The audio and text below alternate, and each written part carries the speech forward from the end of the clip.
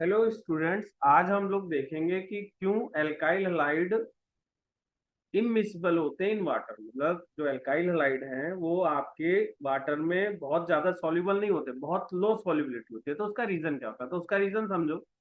जो alkyl halide है उनके बीच में आपस में इंटरमोलिकुलर फोर्सेस होंगी, और जो वाटर आप उसमें ऐड करो उसके अंदर हाइड्रोजन बॉन्डिंग होगी। जब आप इन दोनों को ऐड करोगे तो हाइड्रो एल्काइल हलाइड और वाटर मॉलिक्यूल के बीच में इंटरेक्शन प्रोड्यूस होगा। लेकिन जो ये इंटरेक्शन प्रोड्यूस हो रहा है इससे इतनी एनर्जी रिलीज नहीं होती है कि ये एल्काइल हलाइड के मॉलिक्यूल के बीच के इंटरेक्शन को और वाट हाइड्रोजन बॉन्डिंग जो वाटर मॉलिक्यूल के इनके इंटरेक्शन को ब्रेक कर सके और नया इंटरेक्शन डेवलप करे।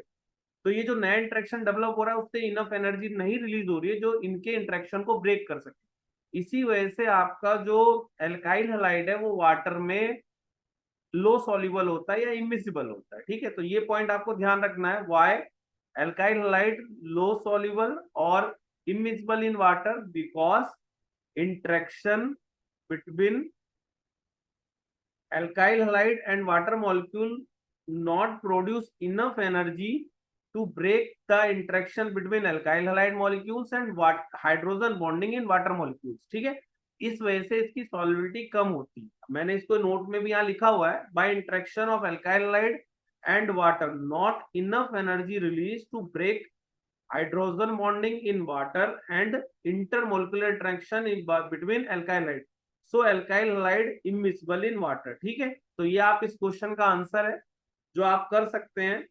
ठीक है, चलिए, थैंक यू।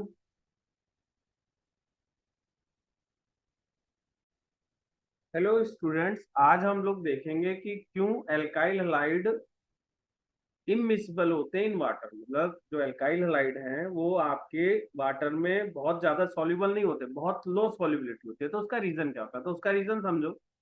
जो एल्काइल हलाइड है उनके बीच में आपस में इंटरमोलिकुलर फोर्सेस होंगी, और जो वाटर आप उसमें ऐड करो उसके अंदर हाइड्रोजन बॉन्डिंग होगी। जब आप इन दोनों को ऐड करोगे तो हाइड्रो एल्काइल हलाइड और वाटर मॉलिक्यूल के बीच में इंटरेक्शन प्रोड्यूस होगा। लेकिन जो ये इंटरेक्शन प्रोड्यूस हो रहा है इससे इतनी एनर्जी रिलीज नहीं होती है कि ये एल्काइल हलाइड के मॉलिक्यूल के बीच के इंटरेक्शन को और वाट हाइड्रोजन बॉन्डिंग जो वाटर मॉलिक्यूल के इनके इंटरेक्शन को ब्रेक कर सके और नया इंटरेक्शन डेवलप करे।